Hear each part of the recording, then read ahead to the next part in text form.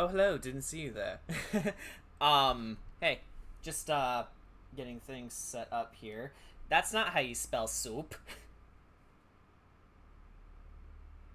I know what you. I know what you mean. I know you're saying sop. It's just it's part of the joke. Anyway,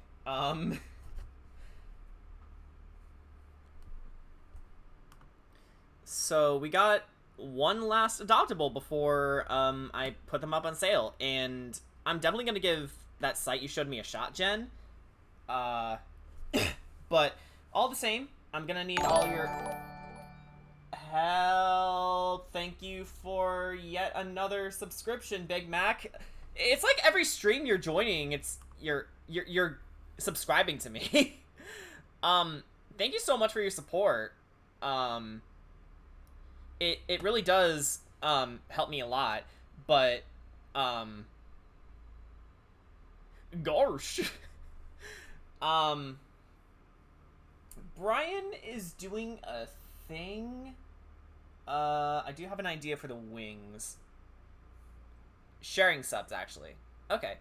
Um,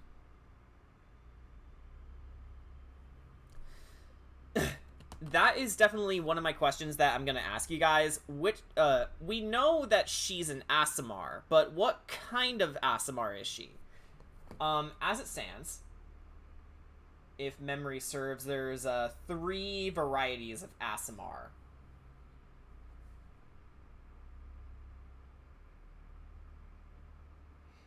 Let's see here.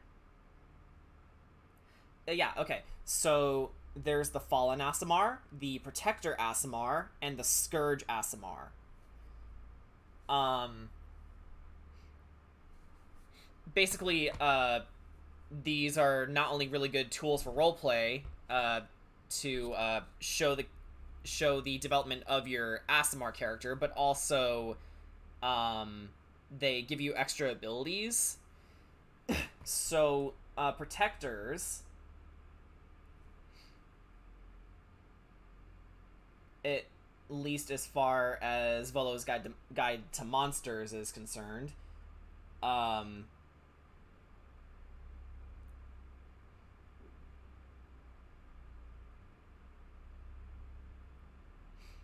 they get Radiant Soul.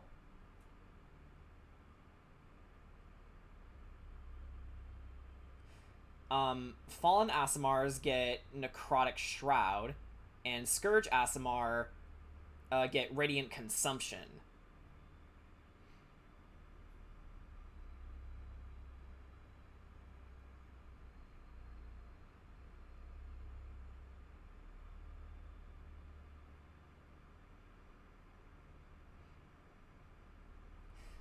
Given that we're going support, I want to say Protector is the best fit for her.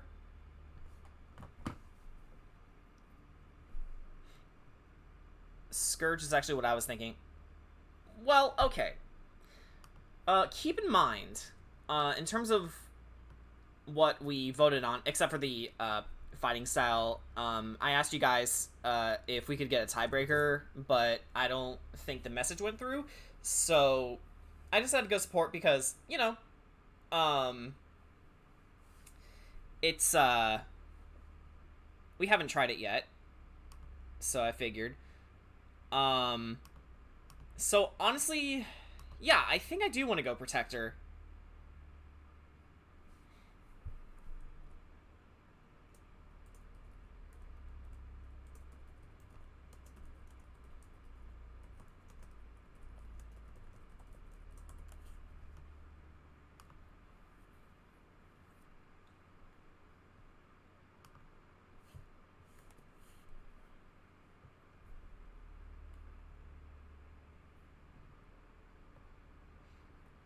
And if you guys are wondering what an Aasimar even is, think of them as, you know how tieflings are basically half demons? Well, these are half angels or half celestials.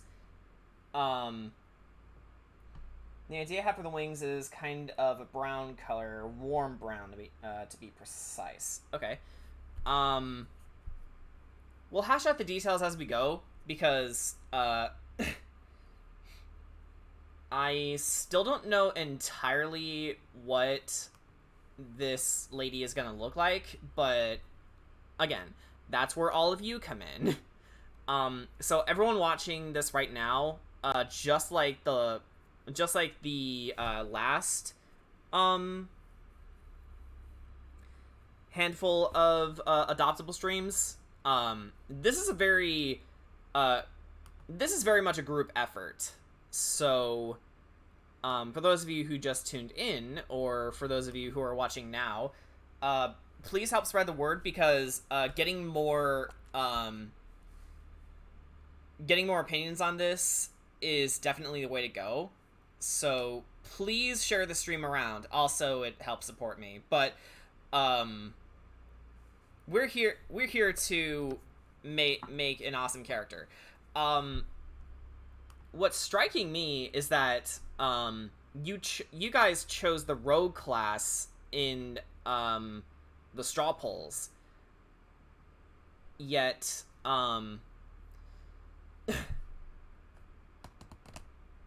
how would a rogue go to support people? Because usually when you think of rogue, you think, oh, sneaky, sneaky, stabby, stabby. I steal things and I pick locks, and I hide sometimes. But how would the class translate into a support role? Like, what tools would they use? And would they even use daggers? I don't think so. And I don't want to go the easy route and go surgeon because, you know, come on, that's an easy access to knives. I know what you're doing.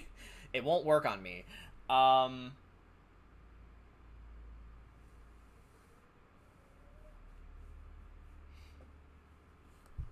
Well, okay. If Danny can make a yarn bombing artificer, I think we can make a support based rogue. So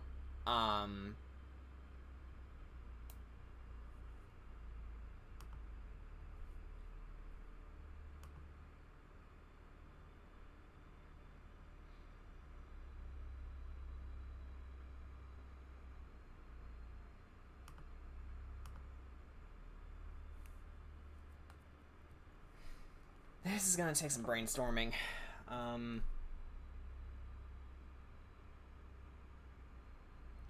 Oh, hey, Crystal. Oh, not at all. If anything, we're all early. I was talking to a friend about something, but I'm here. It's fine. Yeah, no worries. Technically, the stream starts at 7 p.m., but again, I like to get a jump on things so people can, well, jump in before the stream officially starts, so that way they're there. We're just brainstorming ideas on what our rogue is gonna look like. Mainly because she's in a support role. Now, right now I'm thinking a sort of medic type role. Obviously not surgeon, because that basically means you're just turning our rogue into another rogue, because, you know, scalpels, basically daggers. No. I want to try and do something a little different.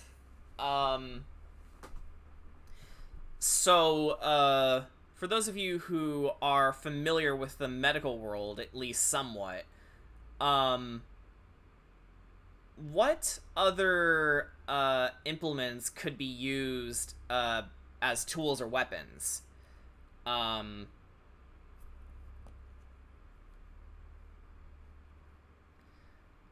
I was thinking an illusionist who uses her powers to create distractions with her magic.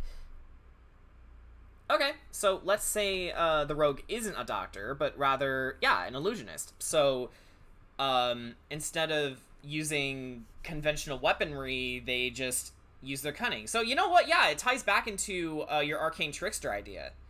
I just had to formulate.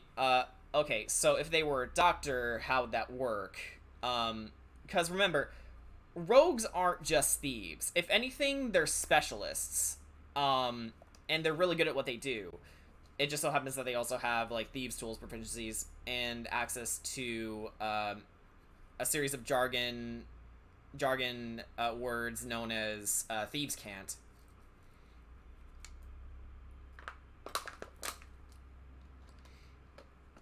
Which is a language, well, language, quote unquote, that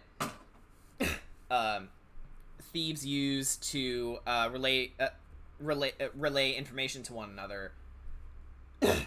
So code words.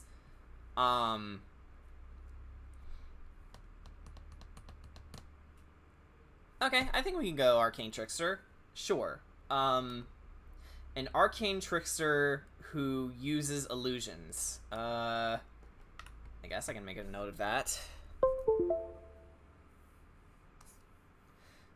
Brian is somewhere. He'll be here. It depends on what's going on in his end. If not, then oh well. He doesn't have to always be here.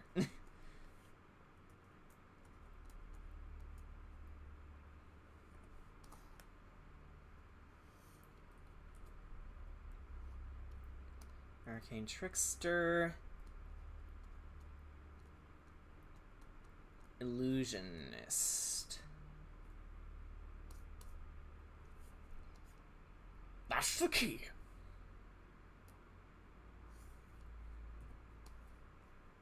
I was trying to go for Gimli there, but it sounds like he's got a ball of cotton in his mouth. Okay. We already know her body type. And, you know what?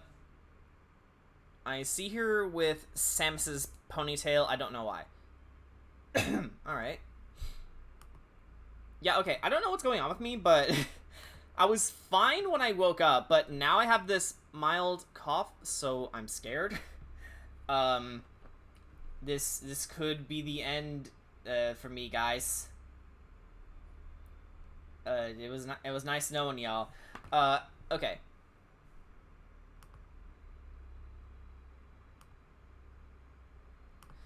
Now that enough people are here,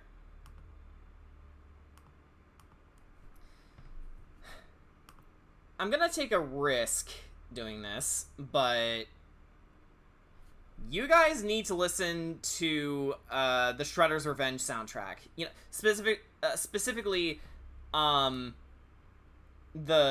Teenage Mutant Ninja Turtles Shredder's Revenge soundtrack, because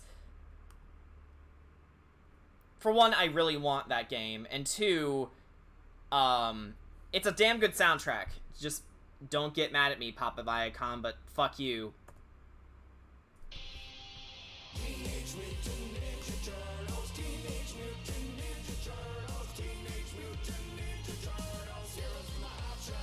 Did you take a test? I haven't, but I don't have time right now.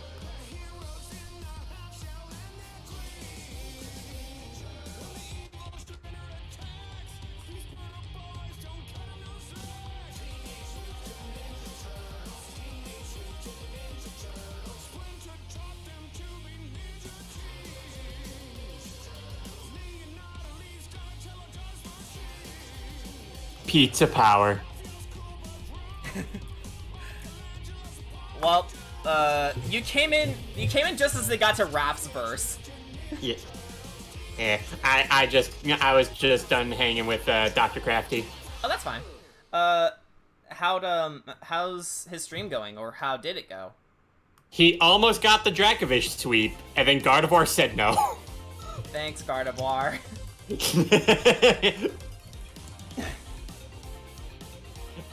Also, Crafty has another Pokemon to add to his Pokemon that traumatized me list next to Greninja. You know, Crafty's weak-willed. He gets traumatized by the easiest shit. I think he needs to realize that he's the problem. Crafty got beat by Scarlet's Gengar team. Oh, Gengar. Well, my point stands. Not to mention, of course you're going to struggle with the team against Gengar. Gengar is powerful in the right hands. It's also just powerful. I just hope you're okay because I just found out a voice actor who was COVID positive yesterday. Yeah. I was just telling the chat before you came in that I, for some reason, started coughing mildly. Yeah, like right now. I can still taste. I can still smell. And I don't feel terrible. It's just I have a mild cough, so that better not be COVID. Yeah, like, you didn't go anywhere, which could have possibly I never go anywhere. I never go anywhere. Like... Yeah, so I was gonna say, like, I don't think you should have it. Yeah, so if I somehow picked it up, what the fuck? Who fucked up? Yeah. And who do I have to... who do I have to beat up?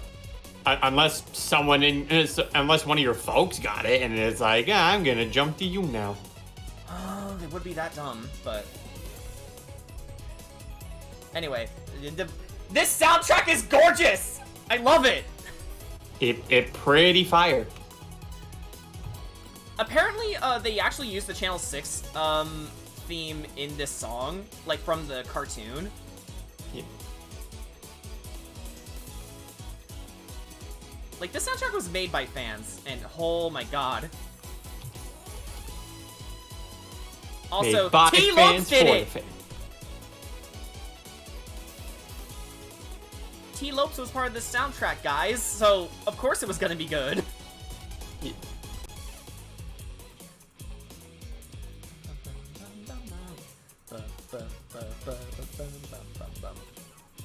I think it's too peppy for Curse of Strahd, but we'll see.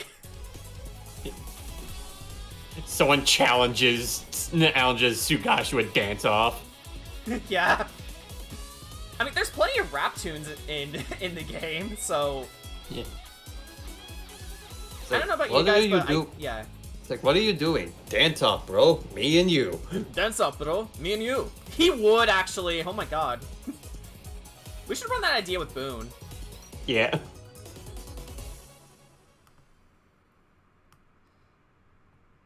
And apparently my grinder is here, but I want to pose our rogue at the very least.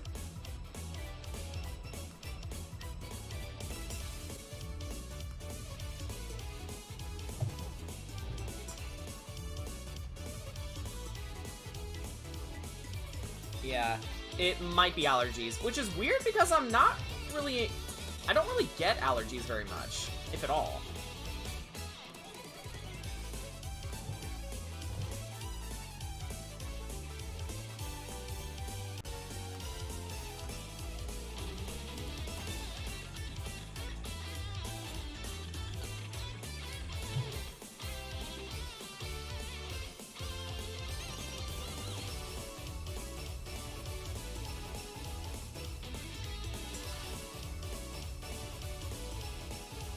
It could also be the heat. I cough when it gets really hot sometimes. Well, that's you.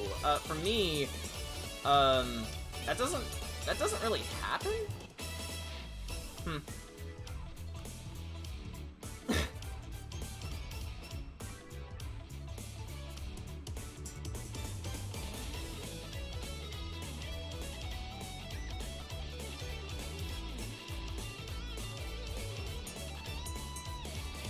Like, the music isn't the only reason I want want Shredder's Revenge, but it also looks a lot like fun. And I'm totally an April main, by the way.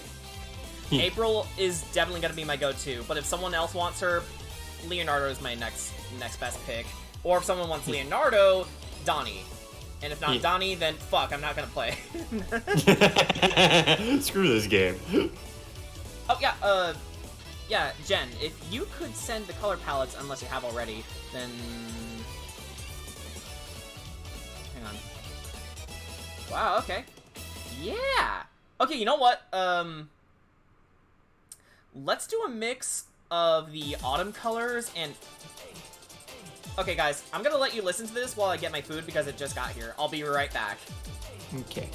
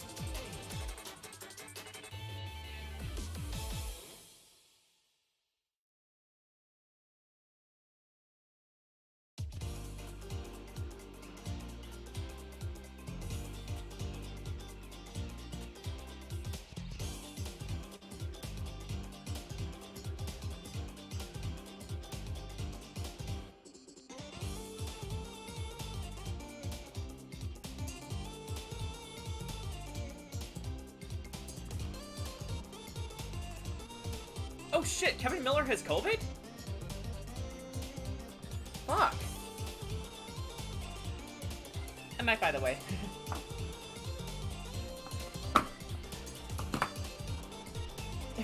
Alright. Brian, you still here? Brian, hello?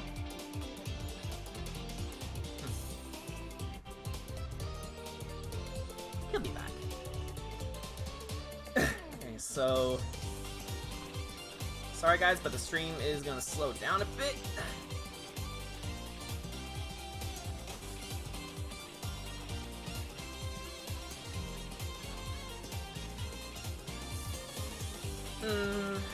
I think you went BRB without telling anybody. God damn it, Brian. Let's see, let's save it.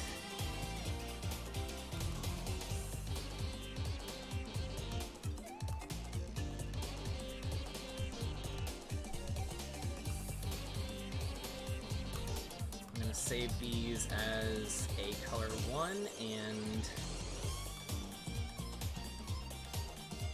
a color 2. A for Asimar. Shoot, shoot.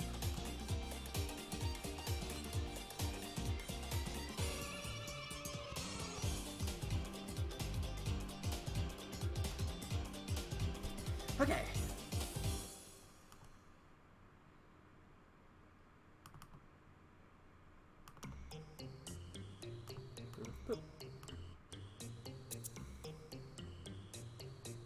It can also mean awesome. Yeah, you're right.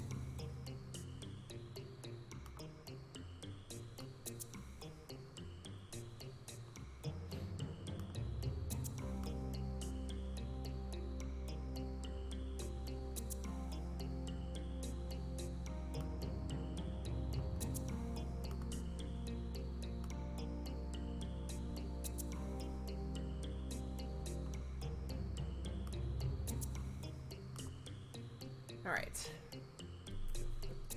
When I heard about this, I was like, first me and Johnny, then Danny, now Kevin. Why? Because no one knows how to fucking wear masks. Anyway. I think we've dilly-dallied long enough. So,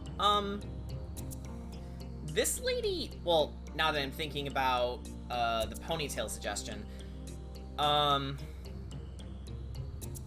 this lady strikes me on the younger side, so I think I'm gonna give her a rounder face.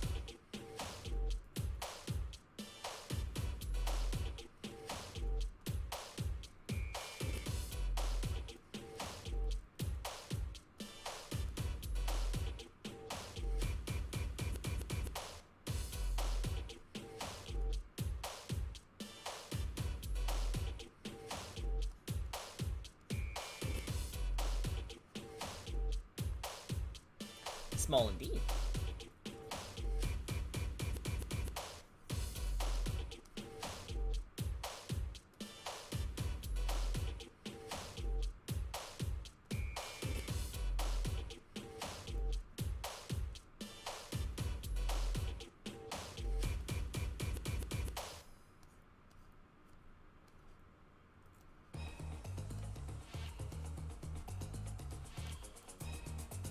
Also, how was Roaming on Broadway, guys? The song that was playing when I went on BRB. Speaking of BRB, you went Ninja Vanish on us. I did. I got sketties. Okay, that's fair. But did you at least listen to the soundtrack before you left? Yes. Good. Did you enjoy it? Yeah. Excellent. In fact, I'm still listening. In fact, I'm still listening to it. Oh, sweet. But isn't this shit amazing? Funky. Yeah. This, I believe, is King of the Spill. That's the name of the level.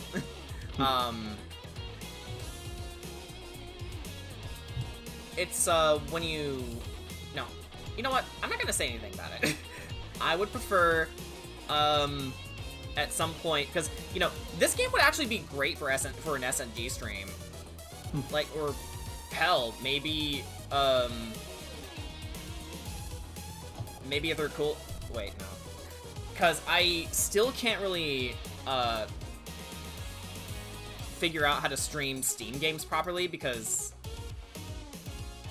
I don't know if there's a way to stream them properly, but if I could, then I would totally be down with doing a whole playthrough of the game with you guys. I mean, I just stream straight from OBS. Maybe there's something I'm missing. Yeah, like, is your issue, like, probably, like, trying to stream while, like, playing on the computer at the same time, and you're just worried about lag? Yes, that's exactly it, actually. Okay, yeah. I think it's because both are using my graphics processor, so maybe if I offload it somewhere else, it could mitigate the issue. But even so, will that affect one of the programs? Yeah. I wish I was a little bit more knowledgeable on stuff like this, because if I was, then... Okay. I think Aasimars actually aged slower compared to humans, so it makes sense for her to look younger. Yeah.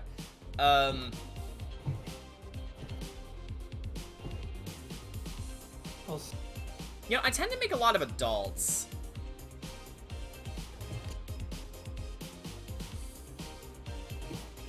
Given what we're listening to... Teenage Mutant Ninja Aasimar. Fuck it. Let's have her be 17. So, this is a teenager right here. Yeah. So you know what that means, Internet. No boinking. No boinking, or I will come after you. I will look for you. I will find you. And I will kill you. Yes. Just so you know, I have $1 million rock from space to deal with the one nut from Metropolis. You? I just need a penny and a book of matches. Ah, Batman.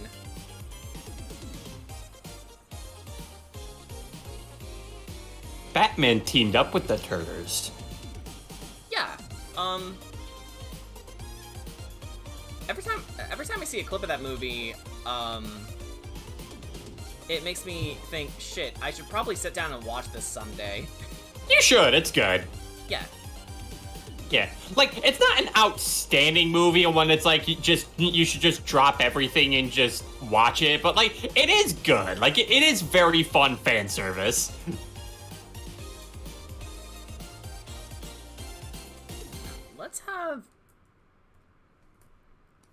Let's have her wink. Oh, this is one of my favorites.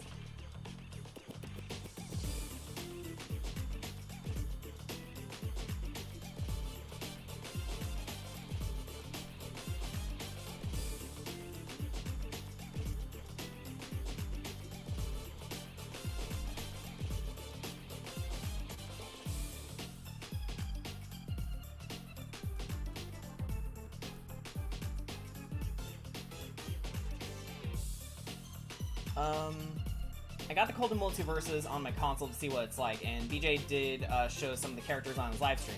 I'll say this, Jordan, what they did with Batman in that game is cool. Yeah, from what I've seen, Batman's a beast. Which, you know, naturally, he's Batman. Yeah. Well, not even just that, he's also very accurate to his character, a very tactical fighter. Yes! Exactly. So they did him justice by, you know, playing to his strengths.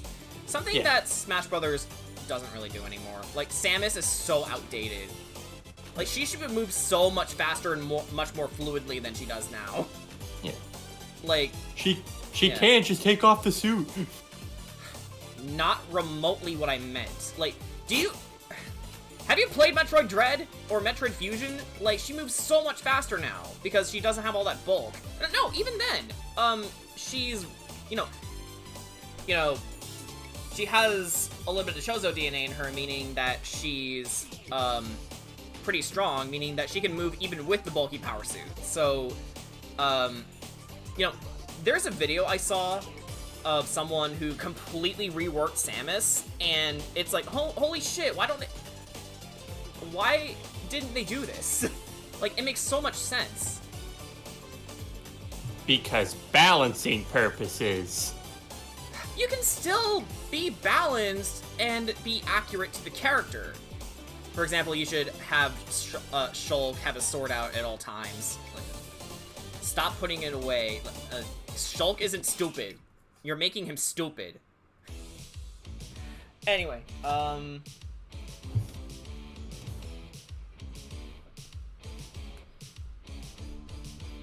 you know, I could use some references of, like, court jesters or, entertainers. Because it'll really work for, this kid. You hear that, internet? Kid. Yes. Kid. You gotta tell me. Oh, yeah. Thanks, Jen. And while you do that, I'm gonna take another bite of my grinder. It's from this pizza place that's really, really good. It's called Aroma, and they do, like, Roman-style pizzas, and apparently they do grinders, too.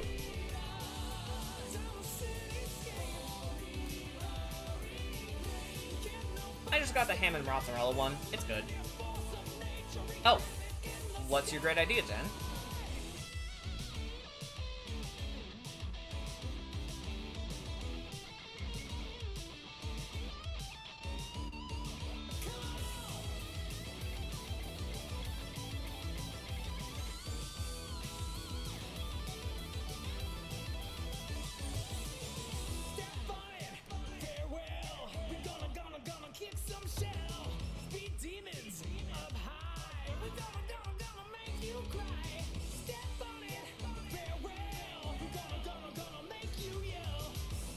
an illusionist is a type of entertainer, and with her being Asamar Romani. I got further into Villanova, and I'm at the point where the story gets dark. Oh Are you having fun yet? A family game. I mean, hey, if the Lion King can kill Mufasa and show Simba grieving for his dead father, then Klonoa can do what it does. Yeah. I look forward to next week. As do I.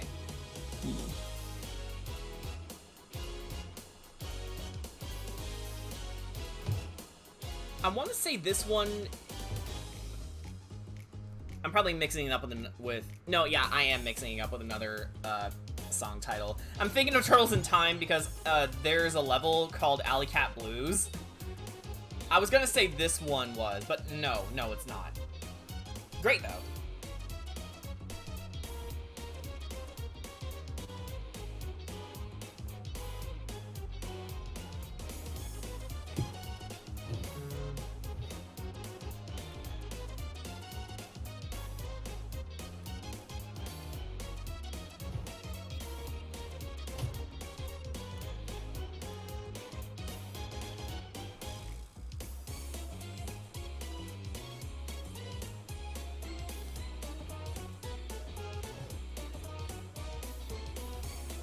Okay.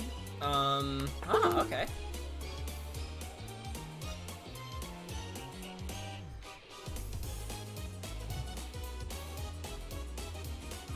Okay, that's plenty of references. Thank you very much.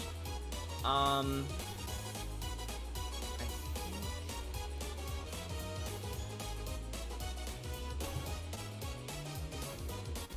think I'm gonna go for the third photo.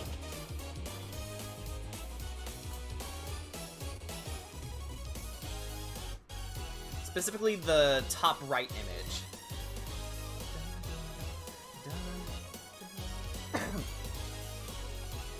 What the fuck is happening to me?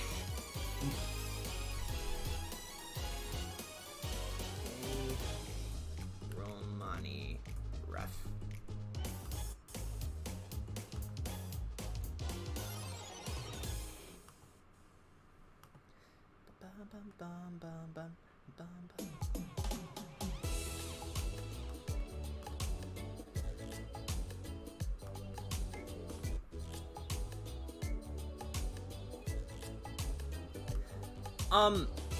Obviously this game has a lot of references to the 80s cartoon, but I think you can still enjoy it even without getting all the references. I think it's one of those games. Yeah,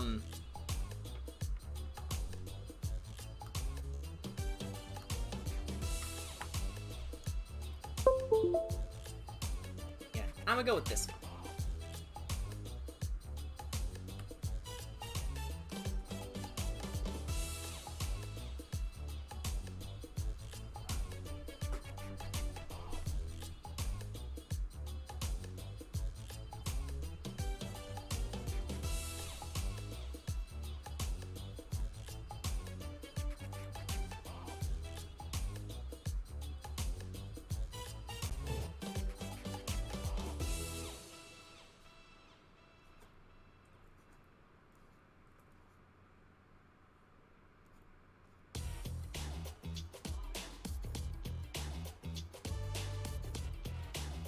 Also, Jordan, I have been binging overly sarcastic reductions recently. I can tell. I can tell from all of our conversations. Good? I was waiting for you to get into them. Holy shit, they're really good. They're a really good writing resource. Yeah, and all I gotta say is we stan our lesbian sun goddess Amaterasu. Yes, we stan our lesbian sun goddess Amaterasu. We also stan our ace icon, Artemis. Yeah.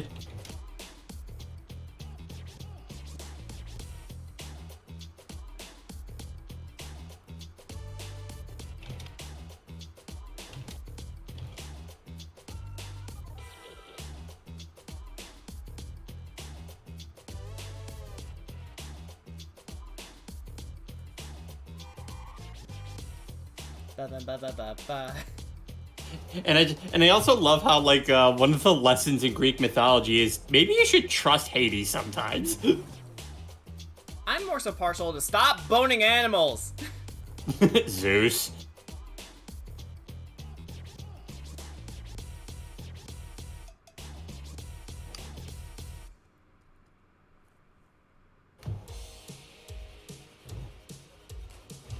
Artemis isn't even a bean. Artemis is just awesome. Yeah. Just too bad about her turning a dude into a stag. I mean, it was kind of his fault. It was an accident. It was. Well, depending on the writer. In some stories, yes, he did accidentally look at Artemis's boobas. In other instances, he did it on purpose. But the end result is he was eaten by his hounds. That's always the end result. You'll never escape that fate. No. I do like the video about Princess Kaguya. Yeah. I don't think I've seen that one. I've seen the one about the Jolaguma, though. Yeah. Actually, it's funny because I actually was done watching the one where Red talks about Kaguya, and I was telling you, yeah, it turns out Naruto takes a bit too many liberties with their references to mythology. Yeah, like, if you're going to reference existing mythological characters, to quote that one anime girl from that famous I Don't Understand clip, if you're gonna teach me right. Yeah. Like, another reference that they bring in, it's a Journey to the West reference where they bring in a Gold and Silver Demon Brothers. Yeah. Yeah, and they don't have all of their divine weapons, but they do have the gourd. Although it works differently here. How so? Okay, so to give context to the chat, for those of you who have either not read Journey to the West or have been seeing overly sarcastic productions and videos on it. So basically how the gourd works in Journey to the West is that if somebody calls you and you get their attention, they're immediately sucked into the gourd and melted alive. Oh. In Naruto, how it works is that supposedly if you get the attention from somebody, you don't get immediately sucked into the gourd, but instead, it copies a word that you supposedly say a lot. And if you say that word, you get automatically sucked into the gourd. So they added an extra step. That's not how it works.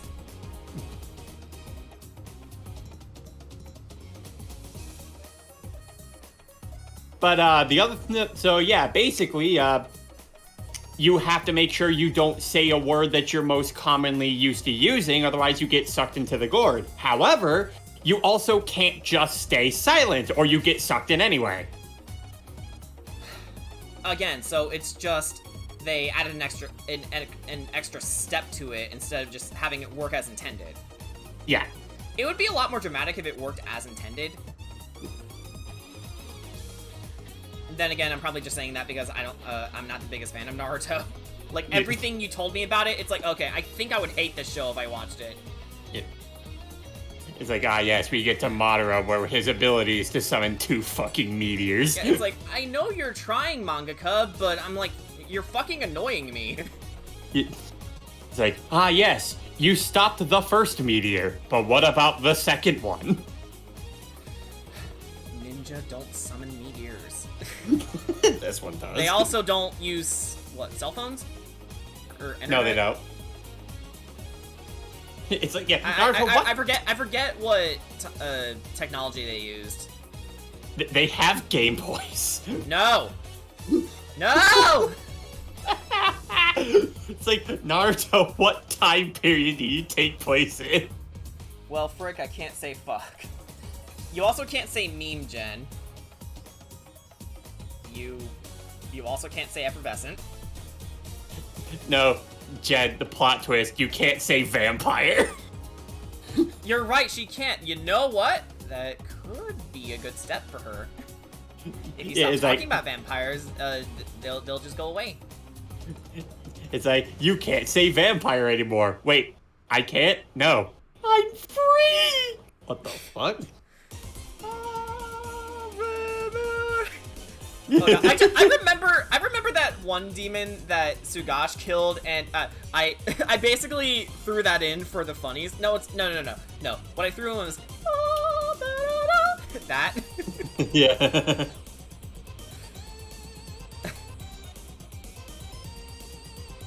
I don't care if it's inaccurate to D&D lore. It's funny. Yeah. Although there's another rather weird thing, too, about the Gold and Silver brothers in Naruto. What's that?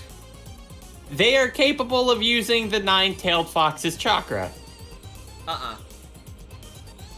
Despite not being Jinchuriki. And you want to know how they did it? Once upon a time, the Gold and Silver brothers were eaten by the Nine-Tailed Fox. That's not how it works!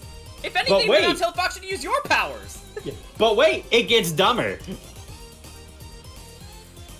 While inside the Nine-Tailed Fox, the Gold and Silver brothers were chewing on the insides of the Nine-Tailed Fox and thus sucking in his chakra. Stop it.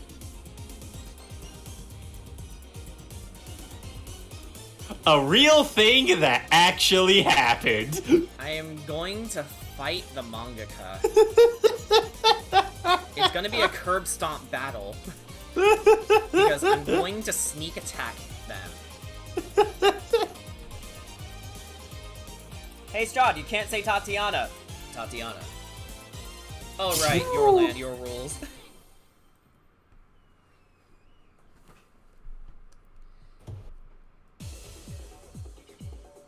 Again, I know it's been a while, but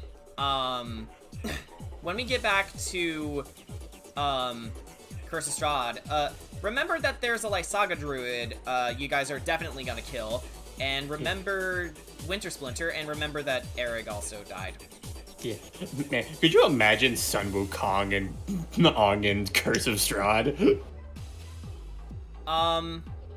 Yes, I can imagine it, and that player would very likely either make a very fun character, or they just want a power game.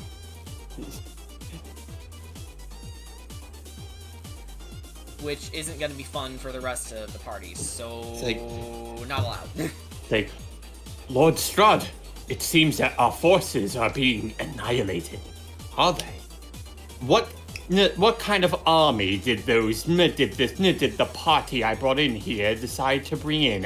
It's not an army. What? It's a single monkey. What?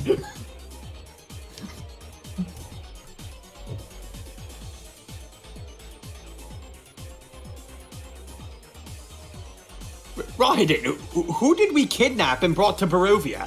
Well, we have ourselves a very holy monk by the name of Tripitaka, who is the reincarnation of Golden Cicada. They say if you consume him, you gain immortality. That does sound pleasing. But he does have a couple of sidekicks with him. He has a pig man named Pigsy. Okay. He has another man by the name of Sandy. Yes, go on. And the Monkey King Sun Wukong. Oh, fuck me! Anyway, also remember that Strahd mentioned that anything he wants to make reality will be reality. He has yet to use that on you. So was he bluffing, or is he just saving it for later? Find out! Kira and Tripitaka would get along so well. Wait a minute. Is it just because Taka's in his name? Well, no, because throughout the entire journey... I fucking know I'm being an asshole. Yeah.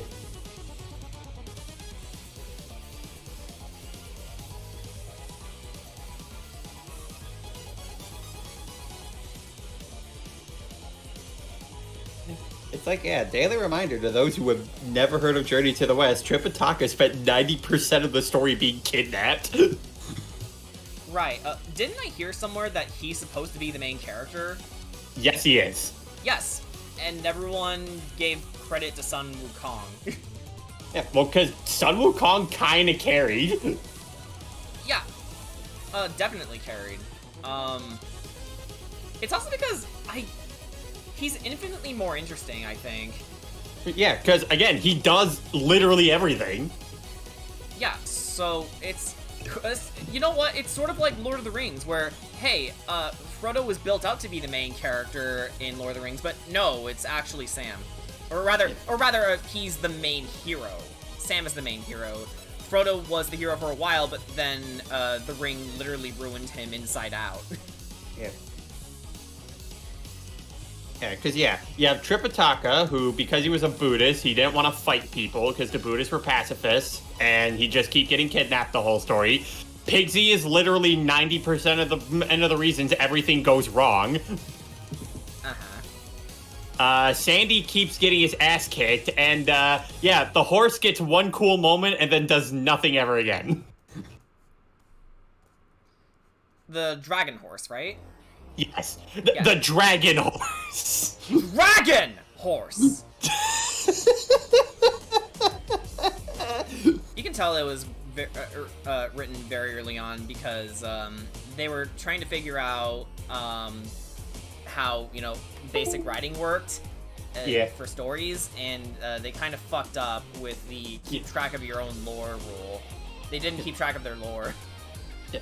I would more so say they didn't keep track of their lore. It's just that they just kept letting Monkey do everything because he was so overpowered.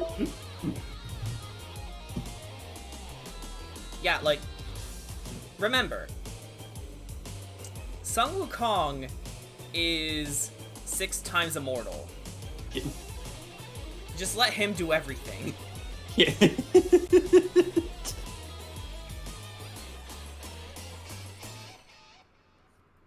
Like, Monkey King, we gotta do something. Wow, the little water never heard of it. Oh, right. Mortality. So, I can tell you're a fan. Yeah, or even an even funnier exchange. It's like, hey, shouldn't you be wearing one of these? Pfft, please, spacesuits are for dorky mortals.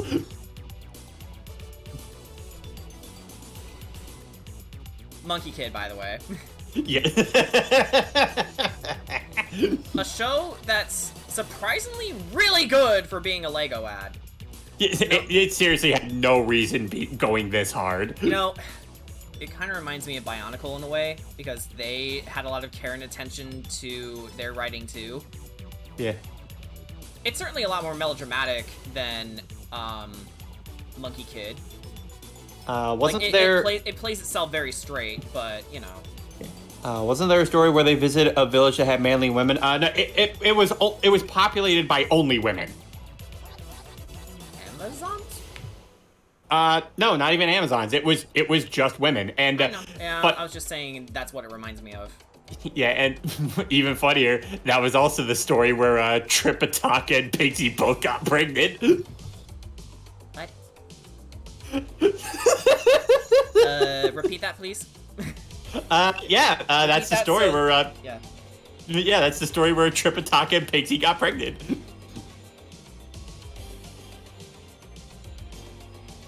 Kira has only been kidnapped once compared to Tripitaka. Well, now you're gonna get kidnapped twice. Don't give the DM ideas. I told you this, Jen. Why you don't listen to me? Way to go, knucklehead. Okay, so to give you context to that part of the story, so they're about to make their way to the kingdom, mostly populated by women. And Tripitaka comes down with the need of thirst. And I mean literal thirst, not sexual thirst, because he is a Buddhist monk. So he goes to the river water and starts drinking from it, as does Pigsy. Suddenly, Pigsy and Tripitaka aren't exactly feeling too good, and they're having some stomach cramps.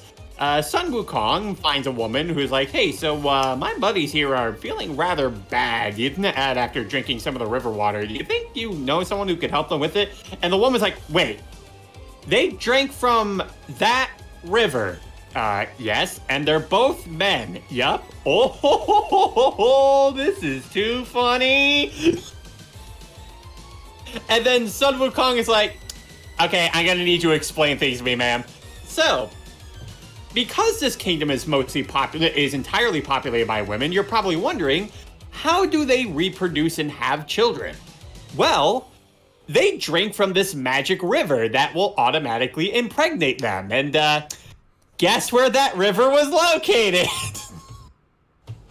The one they drank from. Yep. Mythology is silly.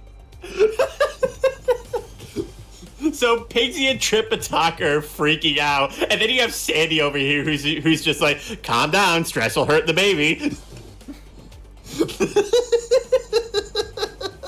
So did they end up having the babies, or? No. They actually did find a way to essentially perform an abortion. Oh, great! That's horrible. Basically, the only way to remove the baby is that you had to drink from the water from a well, which basically removed the fetus. But there was a catch. What's the catch? The well is currently being guarded by a demon, and he refuses to let people drink from the river well unless they give a hefty payment. So, what was the hefty payment? Pay me money. Oh. So basically, the story ended up being Sun Wukong has to allow the people back women's rights. Yes, Sun Wukong really does do everything. Yeah. No wonder he gets a successor in Monkey Kid. Yeah. It's like, just man, like I'm real tired life. of this shit. Like just like real life healthcare. Yeah, exactly, Jed.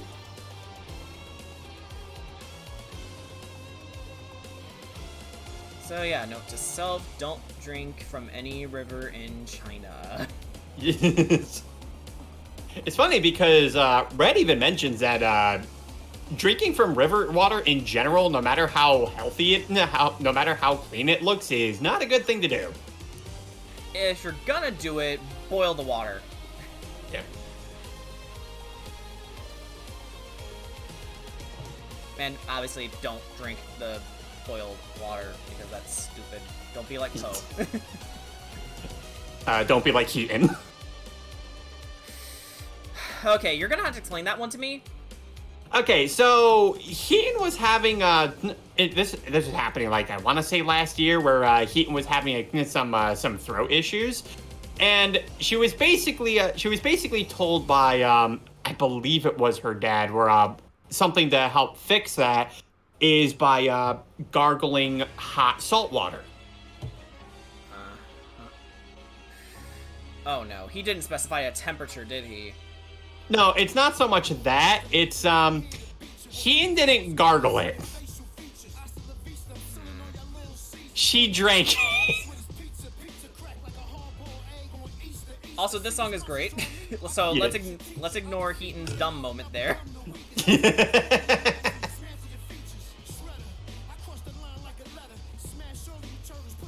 Is this the Shredder rap? Yes. Done by Wu-Tang. Hey.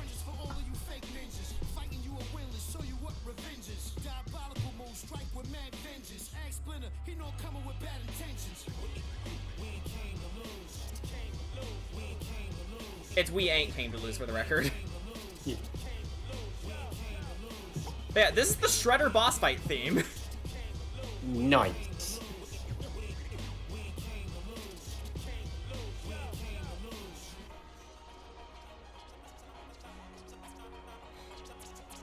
Oh, I love this.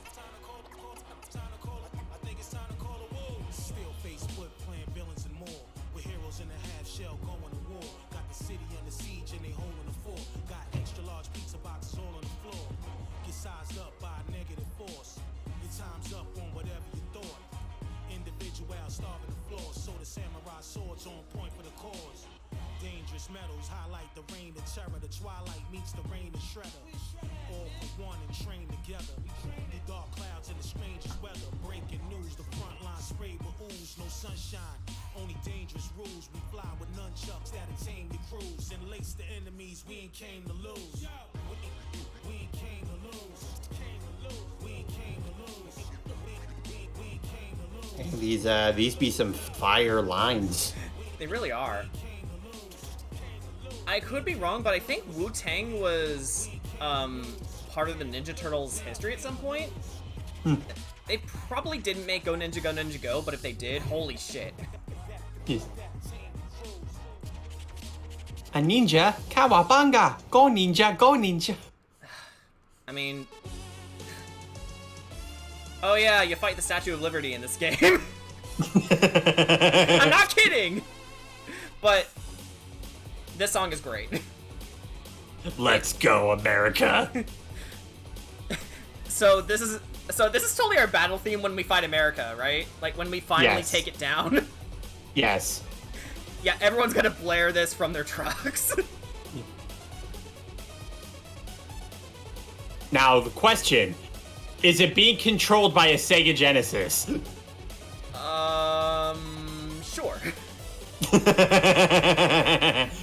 Funny enough, there was a Turtles in Time port for the Genesis called the Hyperstone Heist. Oh yeah, I know about that. It's basically Turtles in Time but shorter, right? Yeah. Remember that time Sun Wukong had to call someone's dad because their son was squatting in some river god's house? Yeah! What? But yes, Yeah, Crystal, that you was- fight the Statue of Liberty. Yeah, that happens before, like, my favorite part from Red's summary of Journey to the West. Yeah. Yeah, it's like, yeah, so, Tripitaka gets kidnapped again. This time by another river god.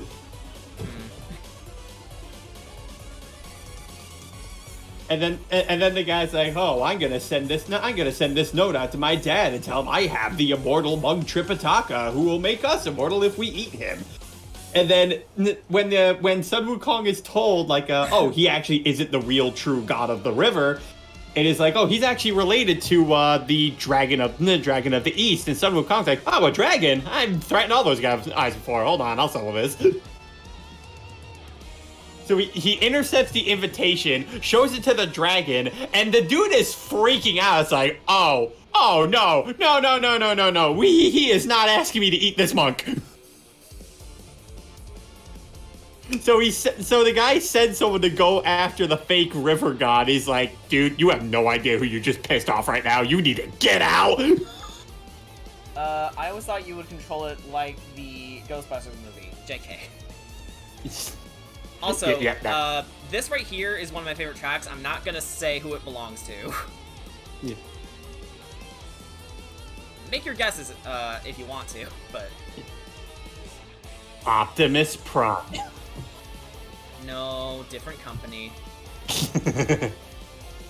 Yeah, Ninja Turtles isn't owned by Hasbro. Yeah. I believe they're owned by Playmate still. Yeah.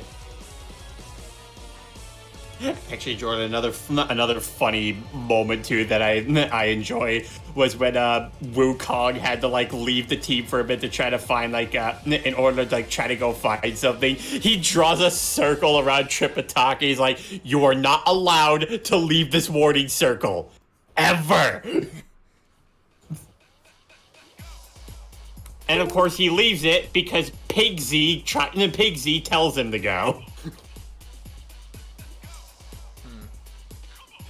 Which ends up leading to, you guessed it, Tripitaka getting kidnapped by yet another demon. Sun Wukong comes back, finds the circle empty. Ah!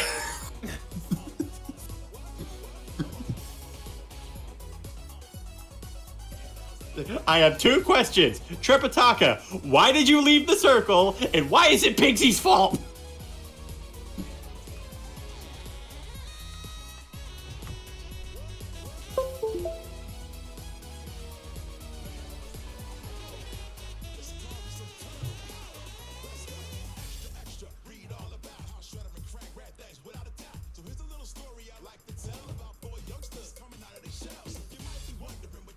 They dared reference that.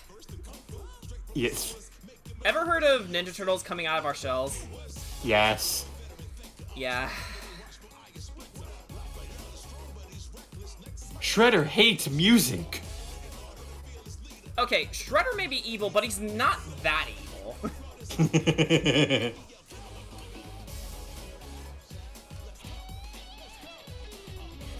Oh man, I shuddered when that solo came in. Is that a problem? Yeah.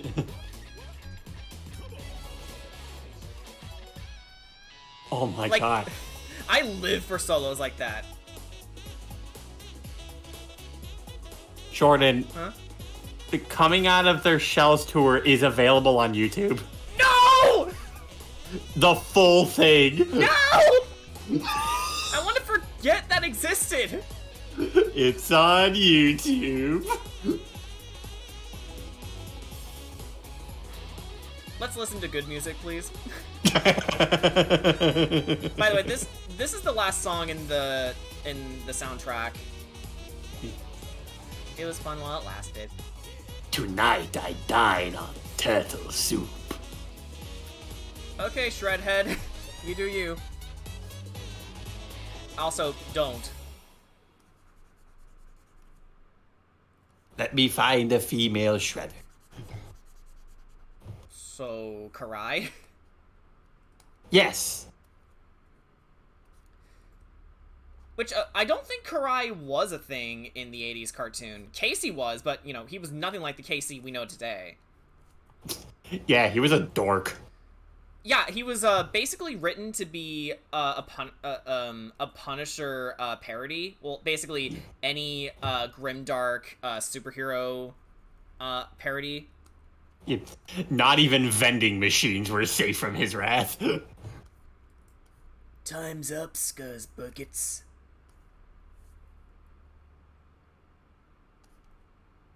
Yeah. Music done. Yeah. But that's why I got Witcher music on standby.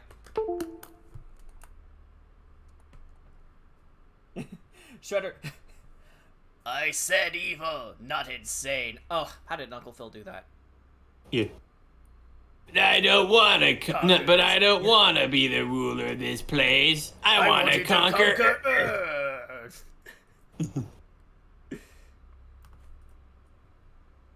Then again, I bet you and I are both partial to say goodbye to one another while you still can. Yes. Utrom Shredder was terrifying. Yeah.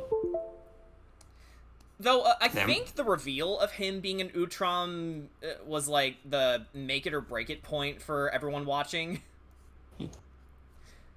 Because, like, the idea of the Shredder being a small alien in an automaton would probably be a little bit too much for people to stomach. Yes. Because of how silly it is. I don't know, I think they made it work. I don't know, I feel like silly is something that I don't think can be something you can truly apply to something like TMNT, because the title itself is already silly. Yeah, the joke of the of the entire existence of the Ninja Turtles is, these giant talking turtles are fighting horrific monsters. That's the joke. Yeah. What? I just thought the joke was that, hey, we're just gonna take 4 words, put them together, and it's just gonna make something. Well, the entire idea was just made as a joke between the two, and then they looked back on it and thought, you know what? I think we have something here. Yeah. You know, it's like SpongeBob SquarePants. Like, yeah, we're just gonna take these words, mash them together, and we're gonna get something out of it. Yeah. You know what, though? I don't think it was until the 2003 series where everyone's personalities got solidified, because remember, in the comics, the Turtles were basically indistinguishable from each other. Like, down to the red bandana. Like, they all had Raphael's red bandana. The 80s Turtles definitely helped give them basic personalities, but it wasn't until 2003 where they were given, like, fully fleshed out, fully realized characters. Because, you know, in the 80s cartoon, Raphael wasn't really angry. The worst he was sarcastic. But in the 2003 series, yeah, Raph's got anger issues. And yet he's also one of the most loyal of the turtles. Given the fact that, yeah, he gives Leo a lot of crap, but he cares about all of them. Like, especially Mikey. Like, his relationship with Mikey is, like, on both equal terms, hilarious and heartwarming, because, like, he would, like, take a bullet for him. It's so cute.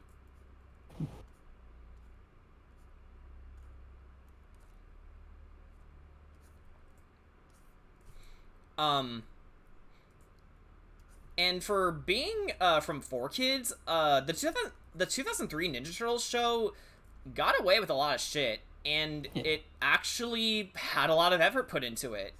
Yeah, it wasn't bad. And then they went to the future, and then it sucked. Yeah, and then they went back to the sewers, and then it kind of didn't suck, but it still sucked. It's weird. Yeah. Like, hey guys, remember the time where Leonardo could turn into a fucking dragon? Oh, yeah.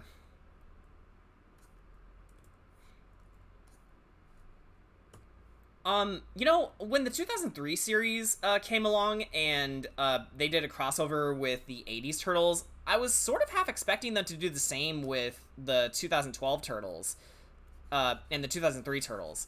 But they never did it, and I was sad. Yeah, they did it with the 80s Turtles again. Yeah. But, hey, I think that was more or less an apology for Turtles Forever, because looking back on it, they kind of did the 80s Turtles extremely dirty. Like, even the creators felt bad for it, but it was totally out of their control. I don't know why, but it was.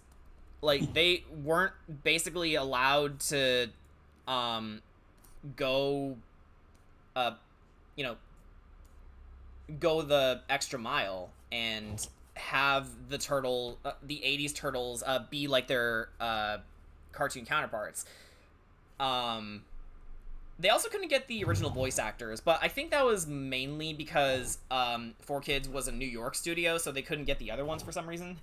Yeah, because that was a big thing with 4Kids, because they were a New York studio. That's the reason they couldn't get Ryan Drummond for Sonic X. Right.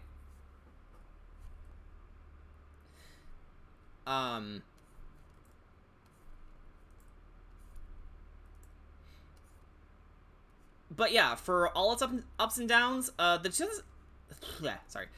2003 Ninja Turtles show was a lot better than I remember.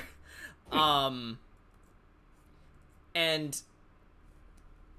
it's weird because for a while I thought the 2012 incarnation was really good, but looking back on it, it was a mixed bag. Like, it had a lot of amazing moments, and in other areas it was like pretty bad. Like, not even there's no contest. Some stuff in it were like so bad, it's like, why didn't they give this more time to cook? Like, I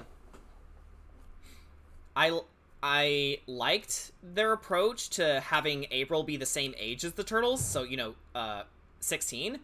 But I didn't like how they handled the Donnie and April romance thing. Like, I can't tell you how many times it wandered into creep territory, because, like, Donnie not only has a picture of April on his T-phone, not only does he have an entire schedule planned out for, you know, April's daily routine, not only did he use Metalhead to look at her while they were doing recon, but he kept simping for her. At a certain point, yeah, he stopped because he realized how much of a creep he was being. But then April went and kissed him anyway. April sucks in that show.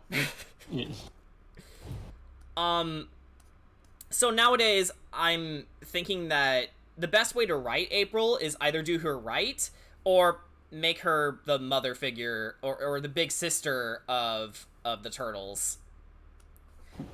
Like, don't pair them up with them romantically again, please. Don't do it. Like, man, it's cringe when Sonic does it, but it's okay when the Turtles do it. Yeah, like, looking back on it, a lot of fans liked the idea of April hooking up with one of the turtles, despite the fact that they're all minors. Like, Teenage Mutant Ninja Turtles. Yes. None of them are 18. Like, And I'm also pretty sure they're not... They're either 15 or 16. Yeah. And I'm also pretty sure they're not even genetically compatible. No. I'm pretty sure their kids would end up fucked up. But, yeah. I guess to put on a lighter topic while remaining on topic a little bit, who's your favorite turtle? And why is it Leonardo?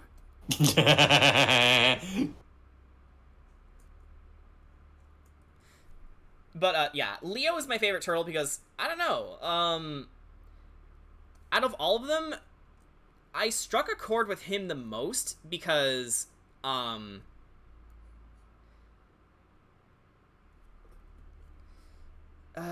I can put it to you this way, there's a lot of qualities in him that I really resonated with.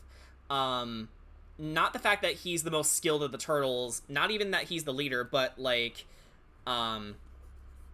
he's got a lot of responsibility on his shoulders, and, to see him carry that weight with such grace is, like, really inspiring. That being said, I did give the 2012 incarnation a lot of shit just now, but they did Leo perfectly in that show. 'Cause, they showed him struggling with, you know, how to lead his brothers right. Like, none of them really listened to him in the earlier episodes. Like, if anything, they kind of made fun of him. So to see him become the Leonardo, you know, the strong, stalwart, stoic, heroic turtle that we know today, it was a really impressive transformation. Like, they did him amazingly well. And they gave him a hobby. Like, Leo has a hobby now. Like, he loves old space cartoons. In fact, he modeled his leadership style off of Captain Ryan, the main character. Of course, that was also pivotal to his character arc, meaning Leo needs to find his own method of leading his brothers, and to also essentially become their leader for when Splinter inevitably leaves them. Which is a lesson the 90s movie also talked about, because Splinter flat out told his kids, one day I will be gone, and you'll have to rely on each other to survive. And the world above will never accept you, so you need to be ready for it. Jordan, it's like, so why did you choose me to be the leader? You asked. Because you asked. That's it? It could have been any one of us? Yes. Even Mikey? No. That would have been wrong. Yeah, Splinter is also a character they did extremely well in that show. Like, that is my favorite version of Splinter, hands down. Like, Hoon Lee did a fantastic job voicing him. Which, funny enough, he was Shredder in Rise of TMNT. Yeah. So he plays a hero just as well as he plays a villain. Yeah. He also plays a voice as one of Splinter's ancestors in that movie, in that show. Oh yeah? Yeah. In fact, Splinter's basically Splinter's stuck in a situation, and he's asking for the ancestors for advice. And he's like, yeah. Okay, just skip that part and try to get to the part where you give me the answers to how do you save people from a mistake that you caused in the last minute. Wow, really held on to that one, didn't you? That being said, that version of Splinter, as silly as he is also really well done. Like, if you look past the funny parts, he is a severely broken man. Yeah. Like, the fact that he's obese should be telling enough.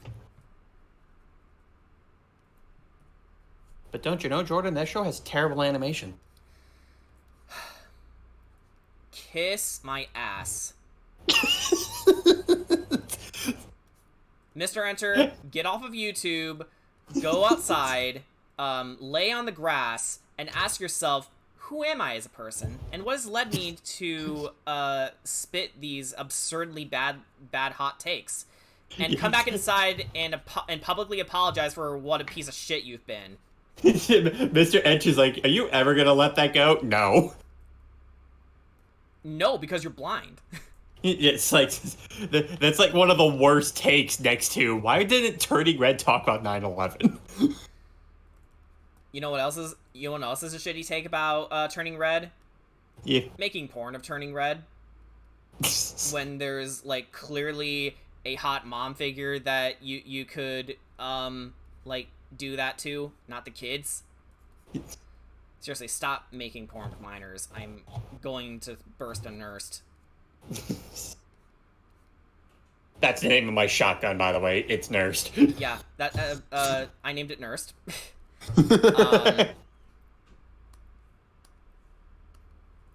Hey, want to hear it sing? I can make it sing. Yeah. Hey, wanna play Throw the Knife? Sure! Pfft, man, I suck at this. I'm trying to remember, didn't TMNT pay homage to Daredevil at one point, or was that some sort of misinformation? Well, yeah, actually, I think Daredevil was one of its biggest influences. For example, there's a faction called the Hand in Daredevil. So they based the Foot Clan off of it. So like they changed body parts for the name. So instead of the hand, it's the foot. There's also Splinter, based off of Stick, who, trained Matt to, use his other senses and how to fight and all that. So no, you're not far off at all. You were bang on, Crystal.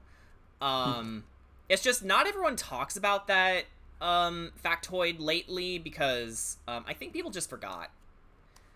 I think another reason, which goes back to TMNT 2003, I think the reason why its quality dipped the longer it went was because it's like people were still hanging on to the 80s cartoon because, that's all they knew at the time. But the whole point of the Ninja Turtles going on these otherworldly adventures and fighting these horrific monsters was, it was kind of their thing in the original source material. And the fact that people didn't know that probably made them think, oh, they did our childhood dirty. When they, not realizing that their childhood was always weird. Yeah. That being said, the 80s Ninja Turtles cartoon is no way bad. Far from it. It's really entertaining once you get past the horrible animation sometimes, but Yes. It had smart writers and it was enjoyable, but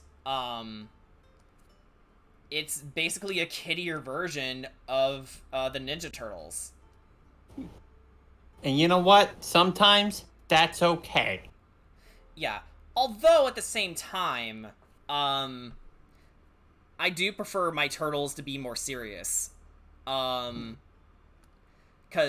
despite how dumb it is, you get some really good stuff out of it. Like, you can make your story... Again, remember Spider-Man. The idea of a guy getting arachnid-based powers to go and fight crime sounds silly on the outset. What matters is the execution of everything. Like, you can have the most audacious idea possible, but you need to have faith in order to execute it properly.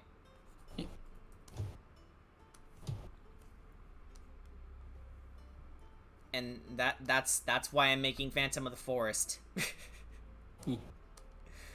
Cause yeah, at first glance, it looks a lot like The Witcher, but set in Ireland. But I want it to be more than that. Which is why I'm taking my time with writing out the main story, because I want it to be as good as it can be. Not the most ideal way to write a comic, but I want everything to be as designed, basically.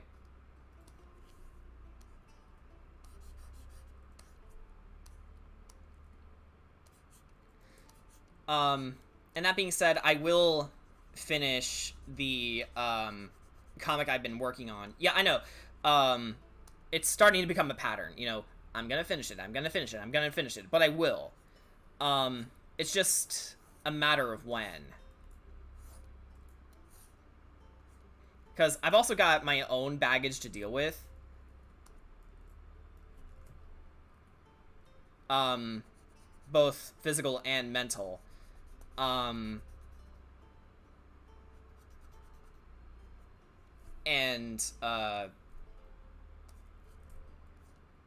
been pouring my heart and soul into it, so I want it to be as good as it can be.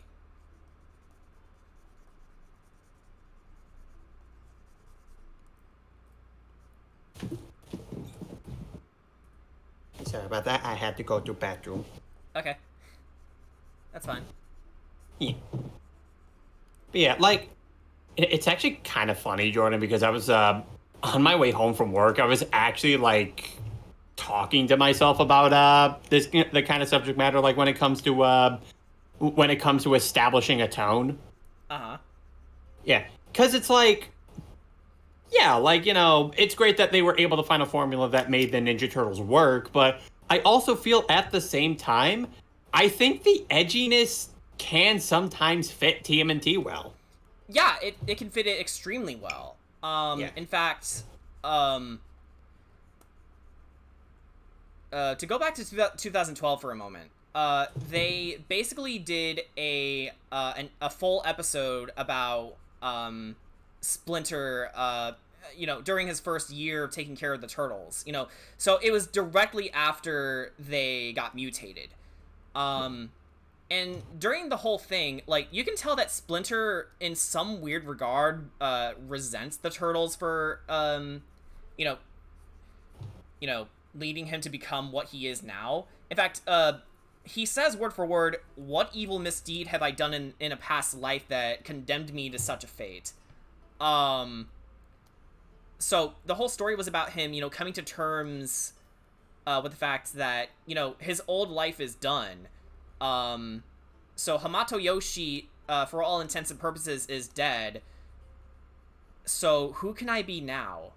I've always wanted to be a martial artist and a father. So maybe I have the chance to be both. And it's such a heartwarming Yeah. story. But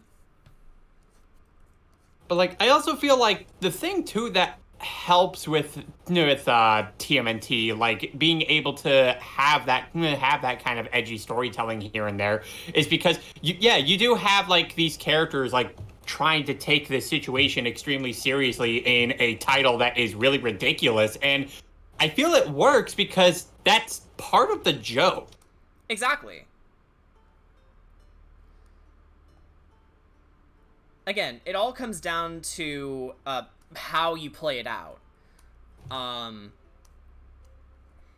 Or hell, you could even like have a really funny situation in a dark and serious story. Like, stories can have mixed tones. You just have to know when to employ them. Yeah. It's sort of like the times where, like, you know, you'll occasionally hear people be like, oh, Sonic shouldn't do dark and edgy. But at the same time, it can do it. And I think Sonic is perfectly okay with doing a storyline like that. Yeah. If anything, they should probably take notes from the Ninja Turtles.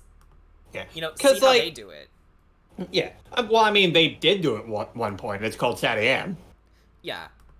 Yeah. But it's like, if you really think about it, Sonic's whole motif was that, he was a dude with attitude. Like he was like the more edgier platformer because he wanted to be the cool kid on the block. Like if Mario is considered the grandfather of all 2D platformers, Sonic is the rebellious teenager of 2D platformers. Which, hey, still fits because, he's still 15. Yeah. Although I know some fans say that they should probably start aging up the characters now, but as long as they write him well, he can probably remain as he is. Yeah, because, sometimes you just don't have to, especially if it doesn't, actually play any importance. Yeah.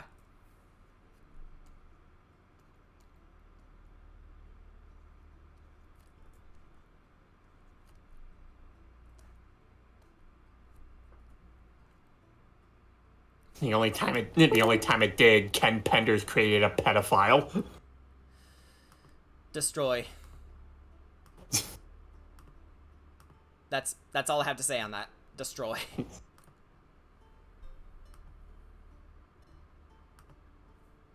Daily reminder, Ken Penders is not a good writer. He never was. Okay, sorry comments. God, I hope Mr. Enter doesn't do anything anime related and video game related, because he was gonna talk about video games at some point. The only reason I remember the Origin paid homage to it is because I think Linkara was talking about it briefly. Okay, well, I don't trust the Nostalgia Critic as far as I can throw him, but Linkara, would you say he's trustworthy? I know Crafty still does work for him. I'm gonna say a maybe. Okay, so if Linkara said so, it must be true. I guess something similar to this is Mega Man Battle Network's show and game. Like, it's lighthearted for a bit, which is fine. And then it throws in some dark storytelling, and it gets really good. I need to ask about Mr. Enter. Didn't he, at some point, think about doing a project on video games, but it never happened? I remember on Twitter that he was talking about Heavy Rain at one point. I think he was. Probably was. It's been forever since I've seen Mr. Enter, and I'm glad I haven't watched him since.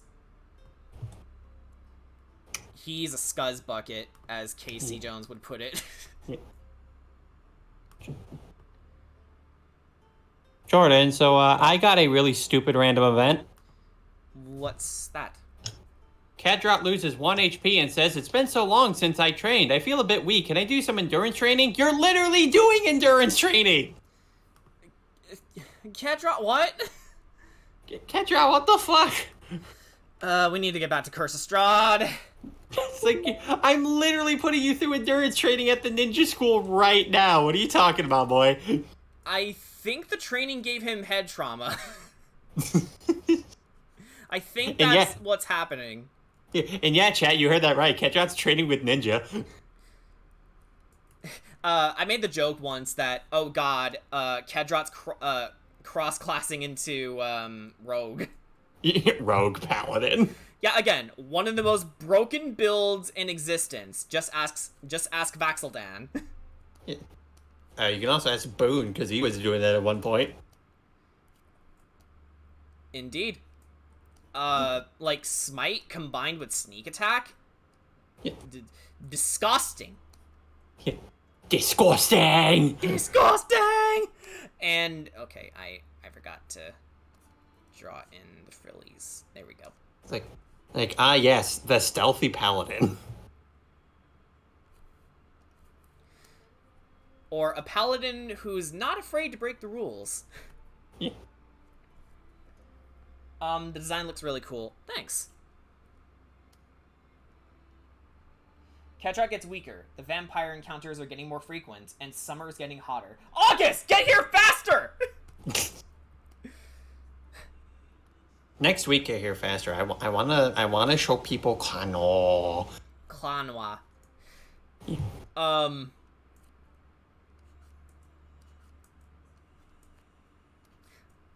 I think I have a day off tomorrow, and then after that, I have a bit of a short I have a bit of a short work week. Right. I also told you guys that I'm still considering my possibilities for, you know, getting another part-time job. Um,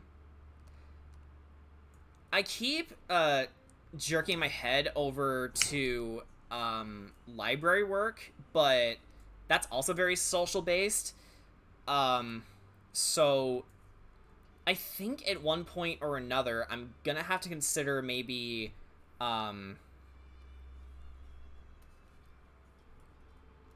take up writing jobs or editing jobs. Cause I know those are very good for introverts. You know, people who don't want to work with others necessarily, but they can, still communicate with a client and give them what they want. I considered graphic design for the longest time. It's just usually generally when people think of graphic design, they think, oh, you can make logos and stuff, and I don't make logos. And also, they're like really big sticklers for like Photoshop, which I have long since abandoned. Because Photoshop is just bad. But you could also be like Crafty, who keeps constantly getting emails about resin. Resin? Yeah, so this is a fun story about Dr. Crafty. So, fun fact, there is a resin store that goes by the name of Dr. Crafty. What the hell? Yeah, completely by coincidence, Crafty's website just so happened to go by the same name as this store, and every now and then he gets emails from people complaining about having bad resin jobs. It's like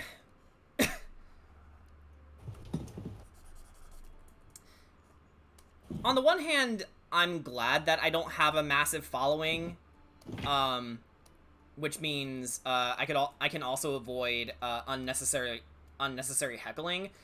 But at the same time, I wish I can just get paid for,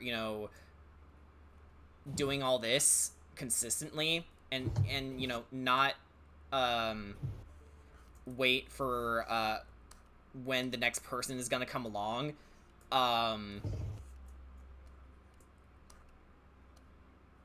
Basically what I'm trying to say is I don't want to fall under the same category as everybody else. Like, I don't want to be like everybody else because I also want to stand out. Like, I'm writing a story, for God's sake. And it's frustrating because I was never given the proper instructions for how to, make everything work, mostly on a business standpoint. Because I am not a businessman. But like, yeah. You probably wouldn't know that because I charge commissions at certain prices. But I just mean like the big stuff, like those buzzwords about like investments and budgets and like I don't know that shit. Like how to properly advertise. Yeah. Not to mention Twitter is just bad. Yeah. It's frustrating because, you would think that stuff like that would have been one of the first things they teach you in school, but they kind of just throw you to the wolves. And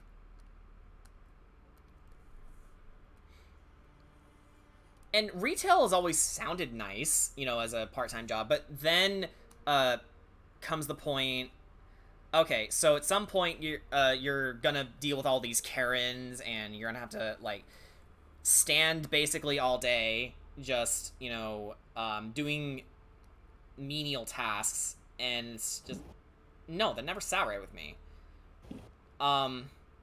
I guarantee you, if I lived on my own, I would have a lot more energy than I do now. But like,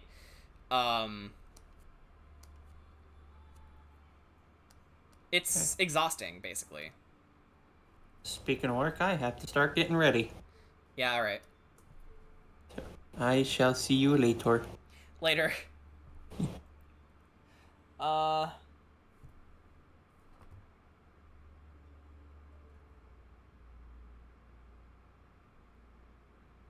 have a fall semester at the end of August. Why does that remind me when I watched Code Geass Abridged? They made that joke about the soup store only to find out that there's a clothing store called Soup.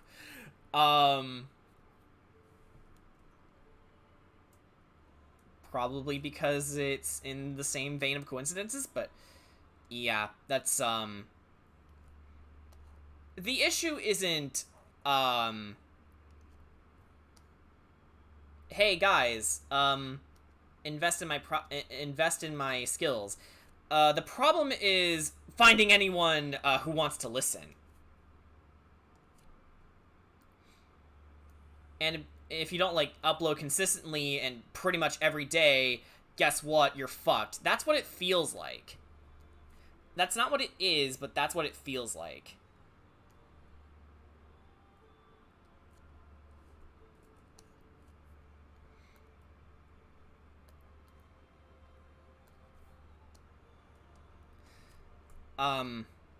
So that's another reason why, I don't stream as much as I should be, but it's just, like, that crisis is sort of what's doing me in right now. And I would know if it's laziness, but it's not.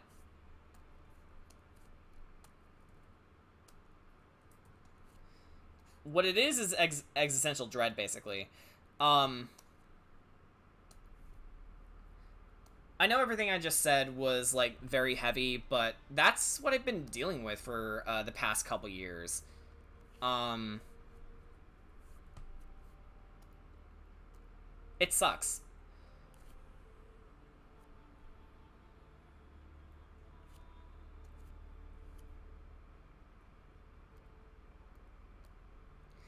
Which is why your support is so monumental to me, because,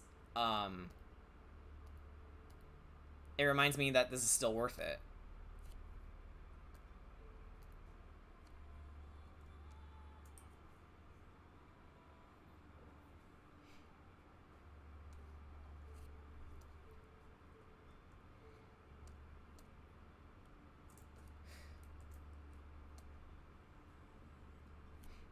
And, you know another thing that sucks? Sometimes when you ask for guidance, people who are already in what they're doing turn you away. Like,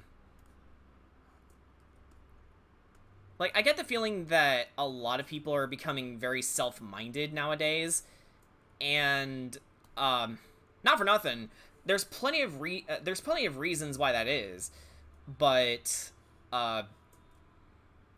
it's also detrimental. Because we know that America is a capitalist nightmare, but the thing about that is we often don't really know where our path will take us, and you know, asking for a bit of direction would be nice, but and I'm not saying, oh, rely on others to make your decisions for you. That's not at all what I'm saying. What I'm saying is,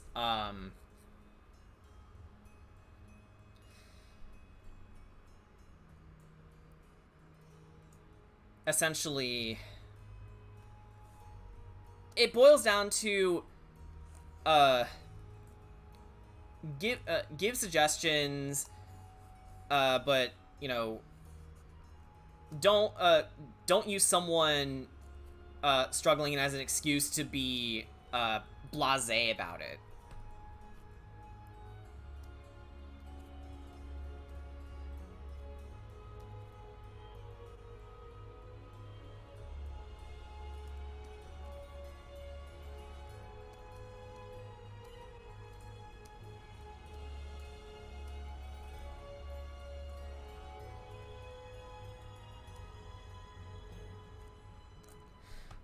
And, like, sometimes people not knowing what they need to do isn't their fault.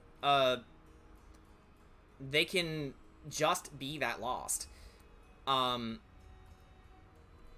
like, I can't tell you how many times I've seen comments where it's like, oh, it's their own fault for not knowing what to do. Like, dude, how much of a dick do you have to be to not see things in their perspective? Like, try to understand how they feel, or, what they're trying to accomplish, but can't because they don't know how. You know? Like, is it really so hard to reach out to someone and say, hey, I noticed that you've been having it rough lately. Mind if I give you a few pointers? Like, or something like that. Like, you know? It's one of those things that's hard to talk about because I often don't have these kinds of conversations with people. And it's very existential, but I think it's also a conversation worth having every now and again.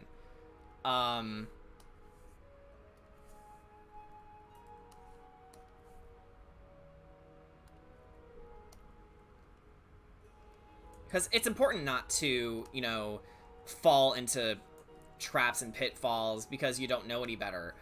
Mine is basically, what are good concrete ways for me to still do what I want to do without being like everybody else? Or, you know, re-experience what a nightmarish drag my old job was. Because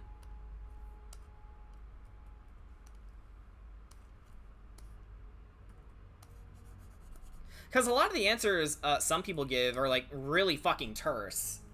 And it's just like, oh, don't do that again. Like, yeah, no shit. You know?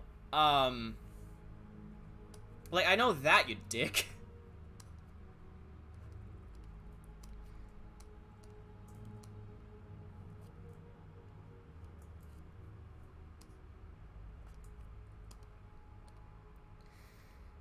Alright.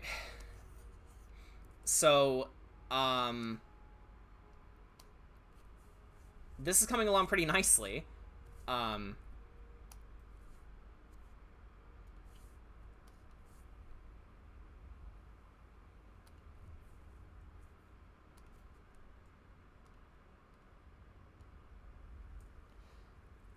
My head's messing with me because I can't remember if I did this or if I did that. Plus, I need some medicine for my allergies. Yeah. No problem. And I think I read somewhere that, you pulled a muscle, while you were in bed. Like, that happens to me more times than I care to admit. So, yeah, I know how that feels. And again, sorry for the doom and gloom, guys, but again, I think, having, you don't have to know what to say 100% of the time. I wasn't asking you guys in particular what should be done, but I guess listening. So thanks for listening.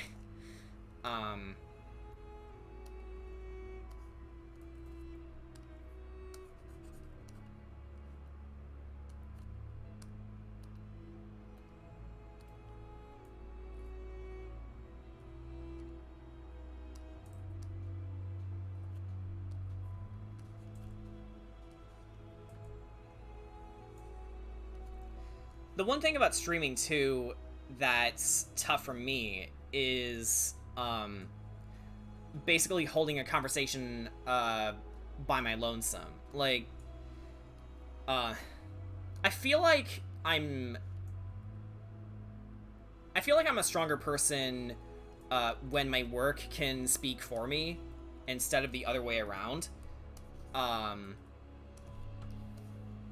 Because in the middle of a conversation, you know, my anxiety kicks in, and I either say the completely wrong thing, or no, mostly that. Mostly the wrong thing. And it makes me look stupid, and then ugh. But usually when I just write something out, you know, I can get my point across. And if I just draw something and do a thing, then that can speak for me too.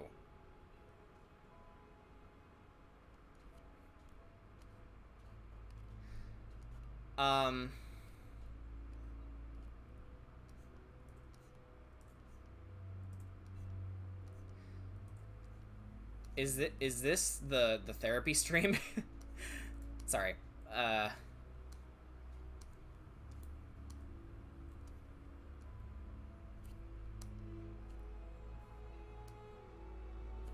Let's see. I'm gonna try a thing.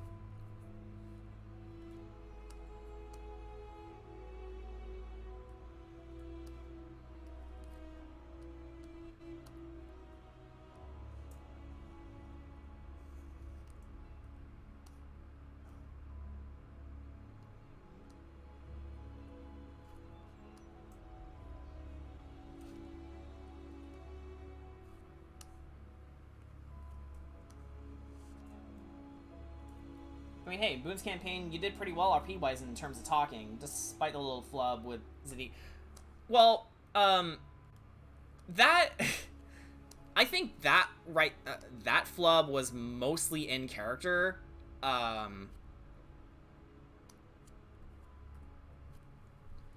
not even mostly. It was in character. So,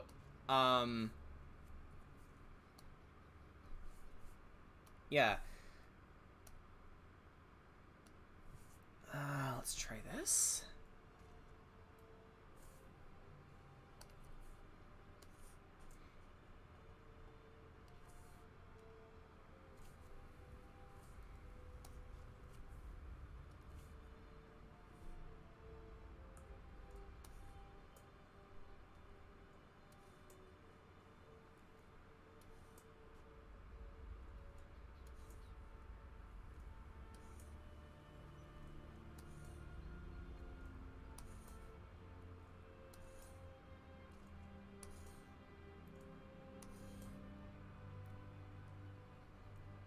I love the palette and color theme you're going for the character. So on me, and I love it. Yeah.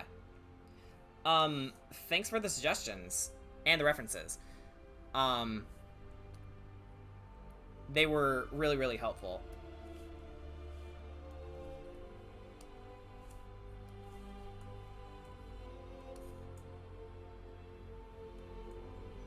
Okay, so I'm gonna do this.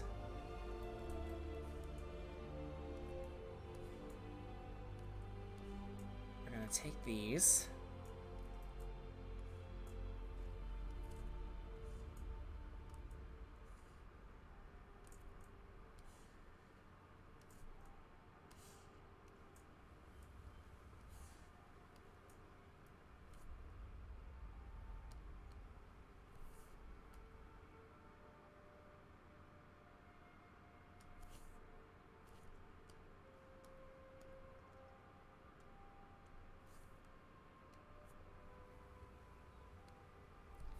And then we're gonna take these.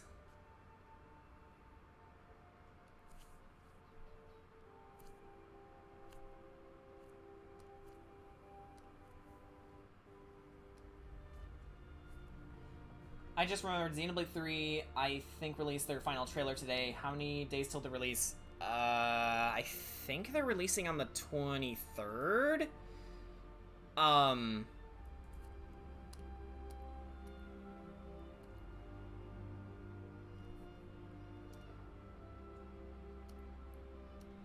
I think I want to say that, yeah.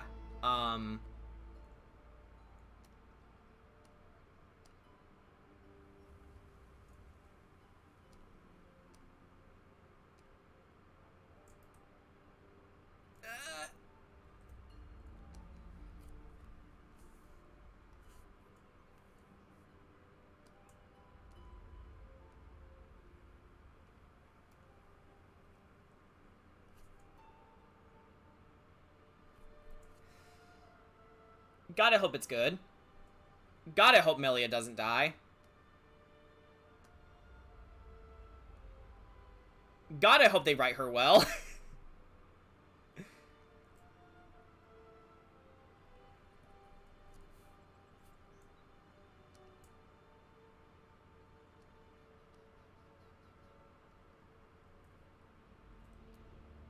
Oh, July 29th. Wait, that's a day before Brian's birthday. Okay. I don't know why I had in my head that it was the... Wait, hang on. I fucked up somewhere.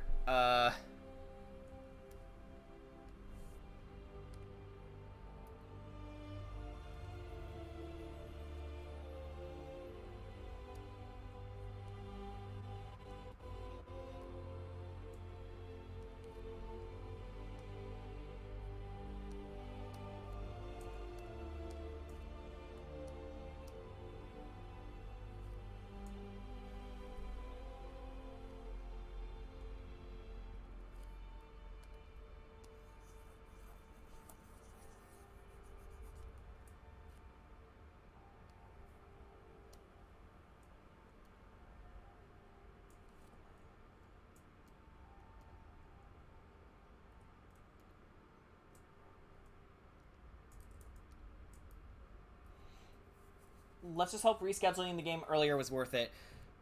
That was my biggest concern, honestly. Because, like, pushing the game several months early is, like, okay, it's either that they're confident in the main product to still release it in a well enough state, or it's going to be another Sonic 06. I hope Xenoblade 3 isn't gonna be the Sonic 06 of the series.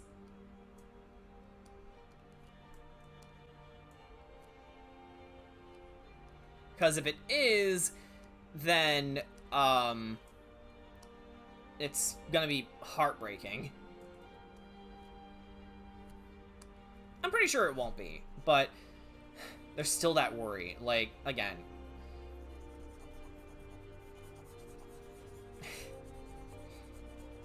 Like, the Xenoblade series kind of makes me nervous now.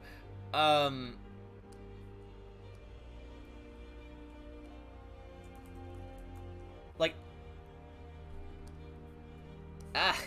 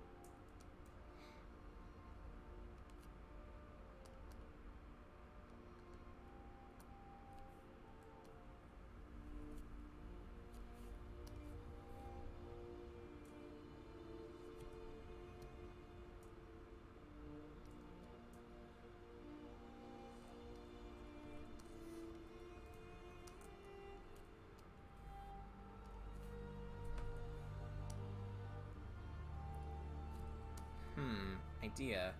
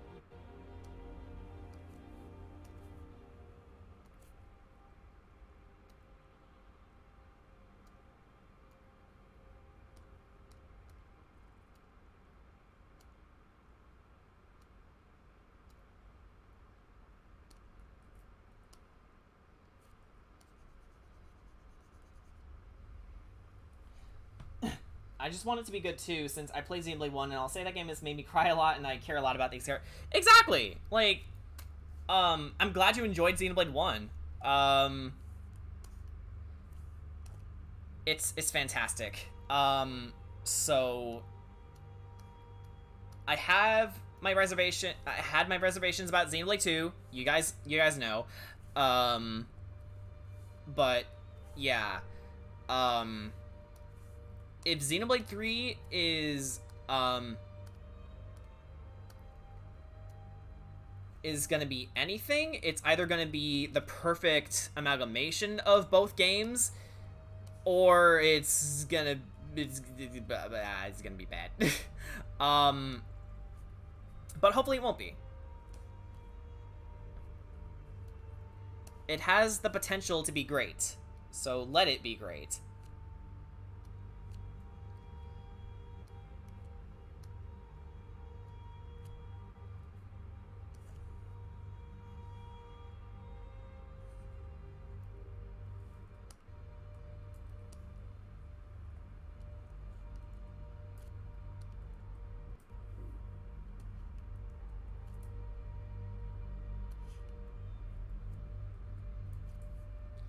Alright, so we aren't done with the rogue, but I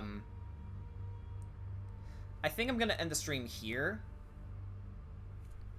I'm gonna shade this character, but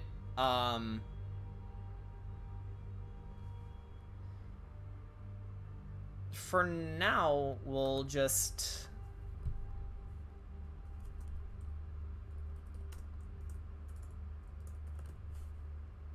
call it a stream.